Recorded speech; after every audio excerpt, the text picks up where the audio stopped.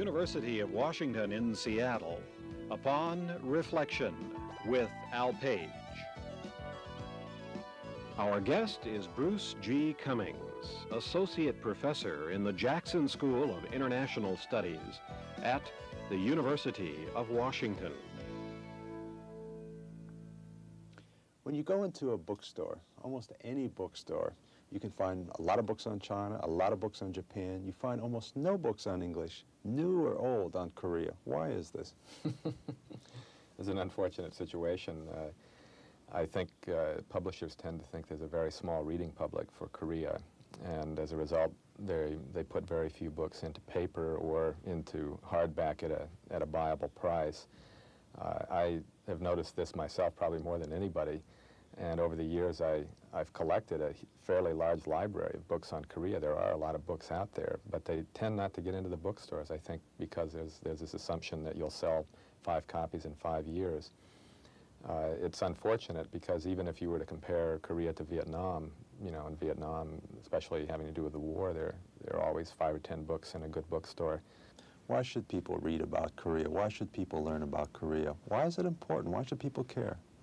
Well, I hadn't thought of this before, but I suppose Korea is probably the most important country in the world when you compare it to the amount of literature there is. In other words, it's not as important perhaps as Germany or France or something like that, and depending on how you measure these things. But in terms of the paucity of literature and the importance of Korea to our economy, their economic development, the fascinating political situation there, the fact that you had a Korean War where 35,000 Americans died 30 years ago, you would think there would be much more attention. But somehow Korea falls between 2 very large stools called China and Japan. And as a result, there just isn't nearly enough attention, and people tend to see Korea either as Little Japan or Little China. Used to see it as Little China. These days they tend to see it as Little Japan. Take us a bit through the history of Korea so our viewers have some feeling of how Korea evolved. Let's start a little bit with the Chinese influence. Why was China so important to Korea? Well, Korea is one of the oldest countries in the world in terms of well-recognized national boundaries, a long written history going back before the birth of Christ, a flourishing culture that made Korea one of the leading countries in the world, probably around the 6th or 7th century A.D. But again, a culture unknown to us. Yeah, largely unknown. And in fact, in the case of that flourishing culture still being dug up from large tombs that have never been unearthed, it fell under Chinese influence, especially during the last long dynasty, the so-called Yi dynasty from 1392 until this century, 1910. It lasted 500 years. And that was the period of flourishing Chinese culture in Korea. Tell us a little bit more how the contacts took place. Did the Chinese go to Korea? Did the Koreans go to China? Did the contacts go in both directions? Well, the Chinese had a world order that exercised a powerful attraction on their neighbors. But it wasn't the kind of world order that we're used to in the 20th century, which often is fueled by military power, economic power, travel, things like that. It was much more a cultural realm where the Koreans adopted Chinese language, they adopted Chinese bureaucratic practice, Chinese arts and letters. Much of Korean painting is, in the Yi dynasty anyway, is on Chinese themes. As a result of that, the first missionary travelers to Korea in the 19th century tended to look upon Korea as Little China. Mm-hmm. But that always ignored the uniqueness and the peculiarities and differences of Korea. It never really was Little China. There was a strong traditional Chinese influence, but it was fundamentally an autonomous and independent country with its own self-generated culture. Again, if you could be a little bit more specific, there's always been a core of nationalism in Korea. What was the attraction of the Chinese way of doing things? I think the attraction is the sense that Koreans and also Japanese in the traditional period had that China was the center of the earth. It was called the Middle Kingdom. It was assumed to be the most civilized country in the world, that Korea was its little brother and therefore partook of that cultural brilliance and partook of the Chinese world order. And that as you got out beyond Japan or into Mongolia or south of China, you entered a barbarian realm which didn't interest Koreans. So I think it's the sense that they were at the center of the civilization that counted for them. or close to it, that was one of the prime attractions. Of course, there was some trade, travel back and forth, but often during the period of Chinese influence, Korea was fundamentally an isolated country. Really, for 200 or 300 years before the 20th century, it was isolated and came to have the moniker the Hermit Kingdom. So it isn't as if there was constant exchange. It's more like tribute missions every year, that sort of thing, or the investiture of a Korean king by the Chinese. But I think the attraction was the attraction that also brought in the Vietnamese, the Japanese, other peoples around the Chinese periphery.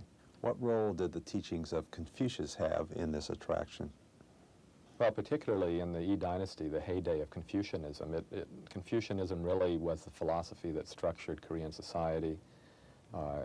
Korean families were organized on Confucian hierarchical principles. Now, go into that a little bit of detail. How did that change the Korean family and the relationship between... Well, some recent scholarship has just begun to demonstrate the point that Korea had if not a matriarchal society, but a society where women were much stronger before the Confucian influence than women were after the Confucian influence. And within a Confucian family structure, the woman is supposed to be subordinate to the man.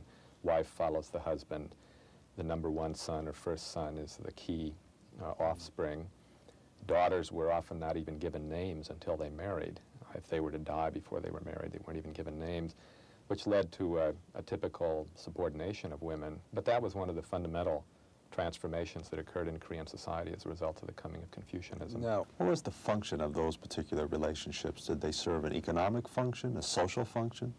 That is something that I don't know the answer to, and I don't really know that anybody does. There is some recent research on this, but I just don't have an answer for whether there was an economic reason for the male dominance. But certainly the application of a Chinese model, which heavily emphasized male dominance, starting from the emperor on down through the father who was to be the little emperor of the family. That was something that stuck in Korea, and it stuck so strongly that still in both South and North Korea you find a lot of Confucian residues, stronger perhaps in the South Korean family system than in North Korea. But the North Koreans are right now going through a process of installing the son of the leader named Kim Il-sung in power, which looks like an aberration if you're a Western Marxist, but if you're a Confucian, it's exactly the way to do things. And this included arranged marriages and dowries? Absolutely. Arranged marriages were the rule in Korea. They often still are the rule in South Korea. Dowries, a general situation where men rule the roost, and as a result, I think it's fair to say that Japan, with its advanced technology and advanced industry and all of that, still would strike many people as a very traditional country when it comes to the position of males. And South Korea is like that too. It's my understanding that after the Korean War, for women who lost both of their parents, it was not possible to have an arranged marriage. They were reduced to marrying people from outside the Korean community. Well, a Korean widow has to run across a lot of social obstacles to remarry. It's assumed that the proper widow does not get remarried. And as a result, there were many widows coming out of the Korean War who never remarried and led a very lonely existence after that war. How did the Confucian period affect the politics of Korea? Well, I suppose it affected it most deeply in the adoption of a modified Chinese bureaucratic style of rule, where you had, long before the West developed a modern differentiated bureaucracy, you had not a modern, but a very well-functioning civil bureaucracy in Korea, adopted from the Chinese model, which had civil service regulations. It had a whole set of exams one had to pass before you could become an official. It was really the ticket to power in the society, unless you happened to hold land in the countryside. But for everybody else, they wanted to spare a son from the fields to study. In China? And in Korea. Okay. And spare a son to study. The son would presumably study until he could pass even the lowest level exam. And if he did that, he would experience a rapid increase in social mobility. So there was a kind of socio-academic upward mobility in traditional Korea that I think has its residue today in the extraordinary importance of education in both Koreas, thinking that that's really the ticket for climbing up the ladder. How did this translate in terms of economic classes and social classes? That's a very good question that requires a couple of distinctions, I think, to answer. Korea's traditional class structure, I think, was more frozen with less mobility than the Chinese case. And the main reason for that was there was an aristocracy called the Yangban. And the aristocracy both possessed land and it possessed political power in the form of bureaucratic offices. Now, this was inherited, this was in a sense a feudal type system? It wasn't feudal. If you're going to push me on scholarly definitions, we can't call it feudal. But it was different than China in that in order to sit for the civil service exams, you had to have had an ancestor or a member of your family having been an official already. And so there was a hereditary stricture on who could sit for the exams. In China, there never, at least in the last few hundred years, was a hereditary stricture on who could take the exams. An ordinary peasant could take them. Very few did, but still it was possible. In Korea, you find, therefore, a class structure, traditionally speaking, that made very sharp distinctions between aristocracy, commoners, farmers, and Korea had a very high degree of slavery.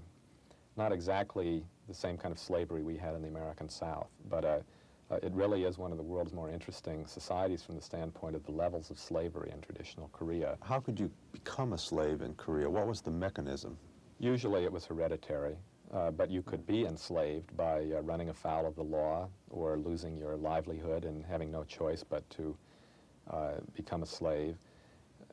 There's, again, a lot of controversy about whether slave is the proper translation of the term Koreans use for this group. Indentured servant sometimes might come closer, and that it was easier to get out of being a slave in Korea than it was in the American South. It wasn't... How could you get out? You could buy out? You could buy out, you could run away, which was the most common thing. Just run off into the hills and be a slash-and-burn farmer up in the hills. Do something like that. But the rates of so-called manumission of slaves are very high in Korea, and so it was a more fluid category than you would ordinarily think of when you hear the term slave. On the other hand, it was a modified slave system, and it lasted well into the 19th century. Even in the early 20th century, there were still families that identified themselves as former slave families.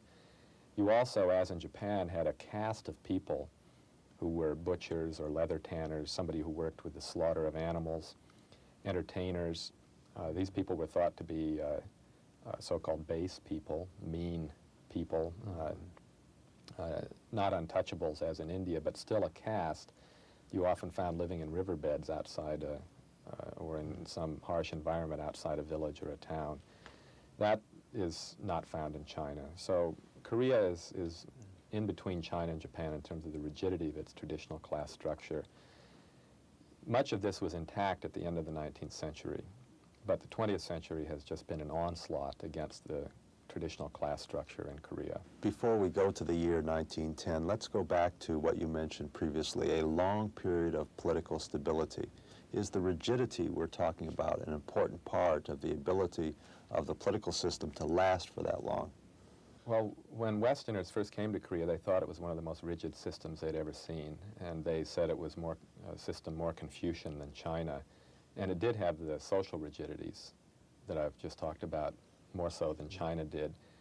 But my colleague here at the university, James Palais, who really is the premier historian of the Yi dynasty in this country, has done very interesting work showing that this regime was much more supple and adaptable to the marginal changes necessary to maintain itself over a 500-year period.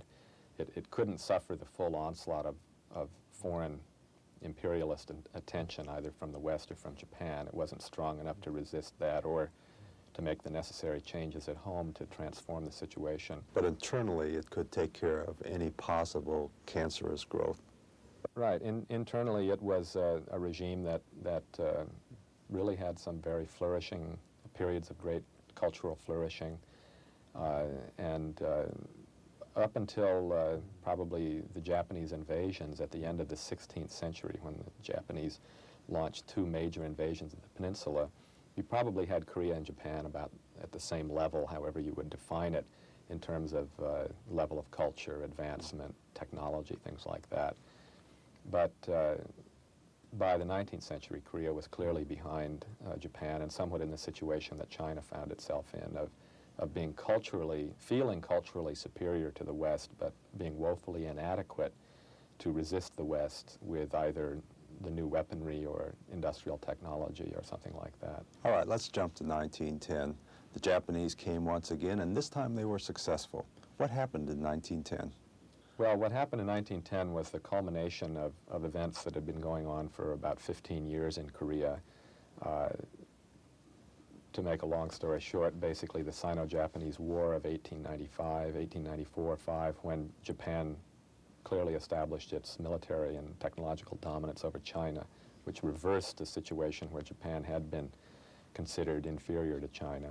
And then in 1905, the Japanese defeated the Russians in the Russo-Japanese War, a defeat that rang through the world, really, with tremendous influence in Asia, because it was the first Asian country to defeat a Western or white, so-called white country.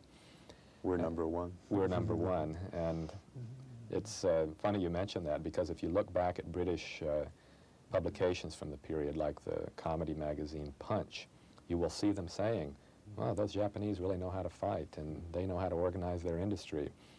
And there was the kind of almost worshipping of Japanese efficiency then that you find today in this country, among some people anyway. And Japan had a towering reputation at this time, and you even find Koreans thinking that maybe a subordinate position to Japan might not be such a terrible thing. Those people were in the minority.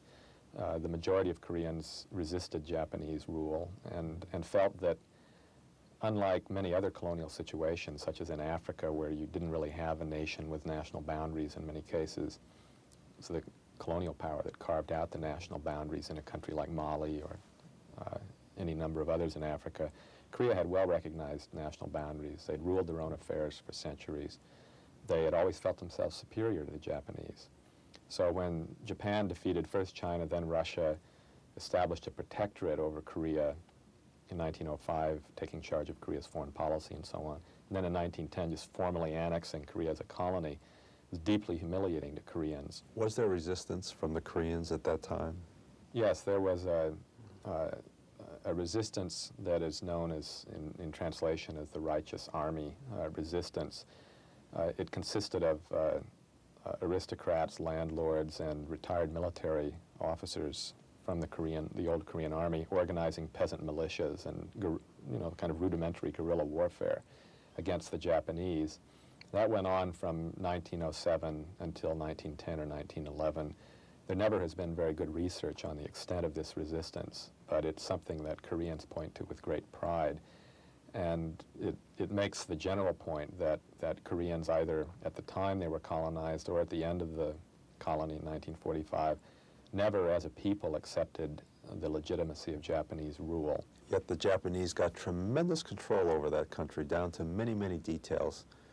Tell us something about some of the nuances. Well, if you were to compare it to British control in India, the British always getting along with a handful of colonial officers off in the back areas, the Japanese found that in order to control Korea, they had to have a fully organized national police force, controlled from Seoul right down to the local level.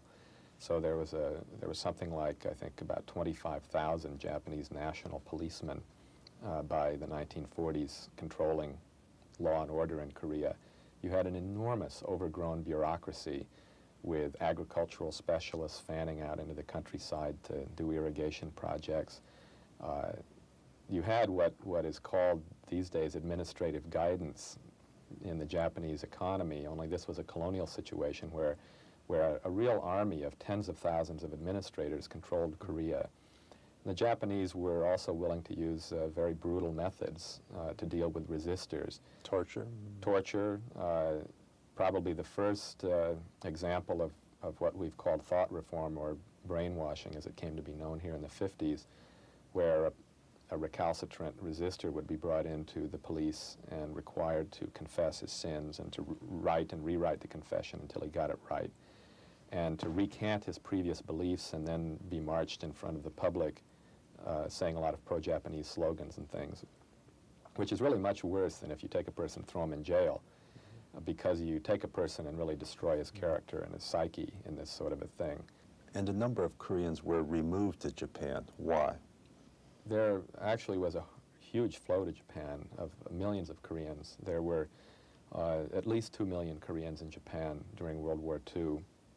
They went there in the early period, in the early part of the colonial period, often in search of jobs.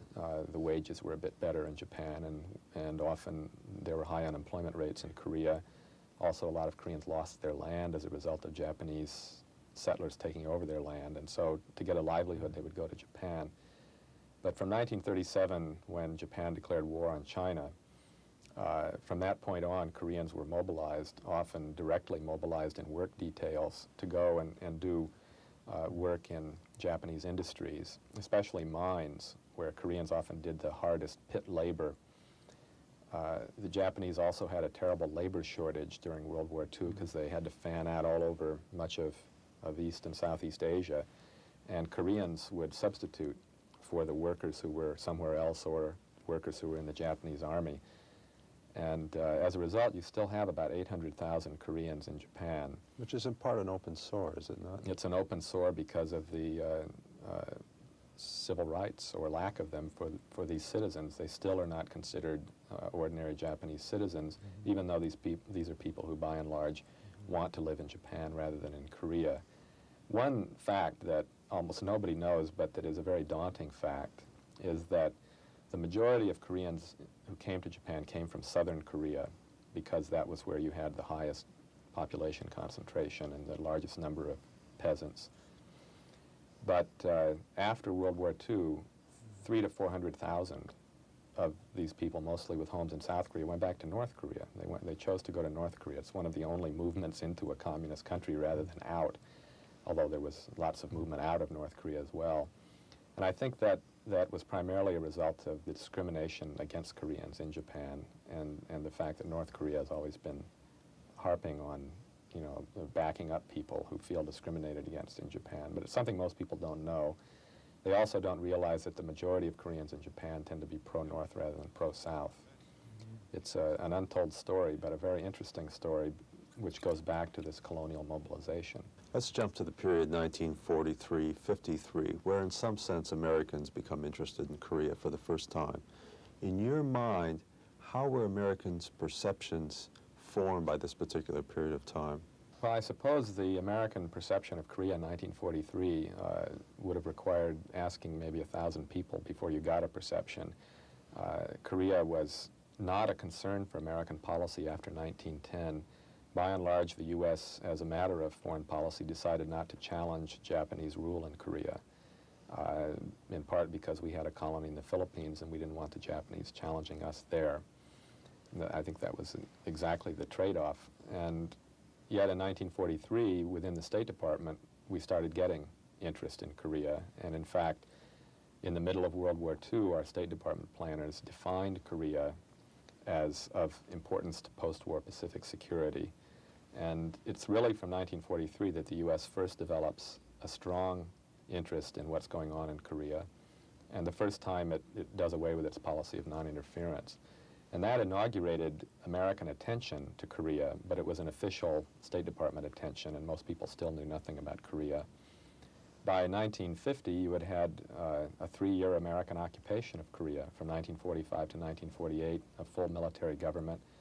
Still, I think most Americans didn't know much about Korea, and many today don't realize that we not only occupied Germany and Japan, but also Korea in the post-war period.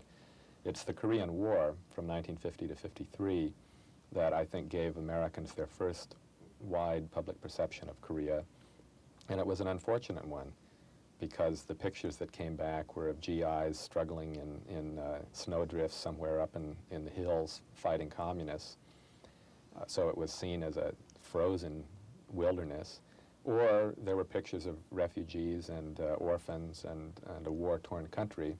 So that I think until probably the late 60s, most Americans traced whatever they knew about Korea to these images that came out of the Korean War, images that wouldn't tell you a thing about either Korea today if you were to go there.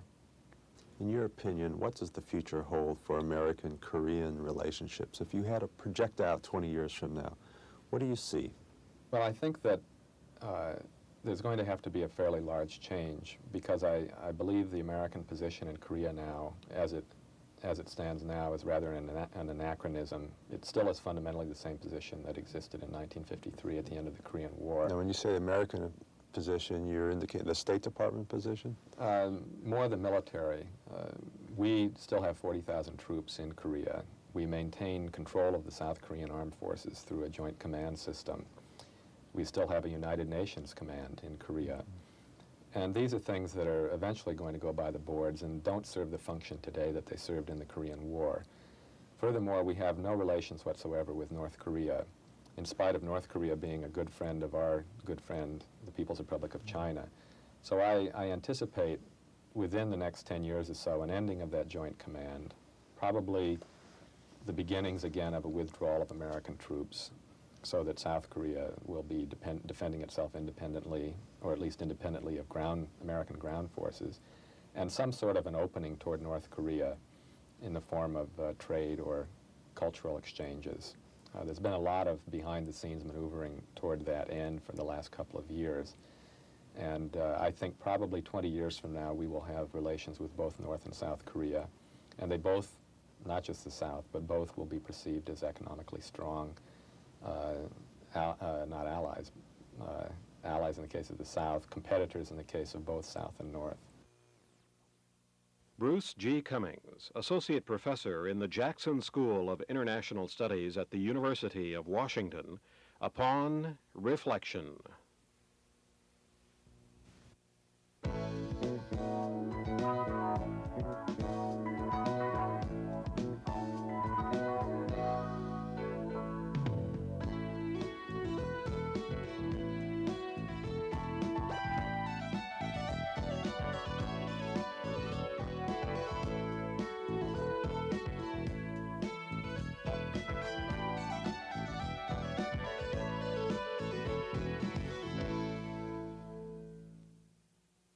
For printed transcripts of this program, send $2 to University Relations, AI 10, University of Washington, Seattle 98195.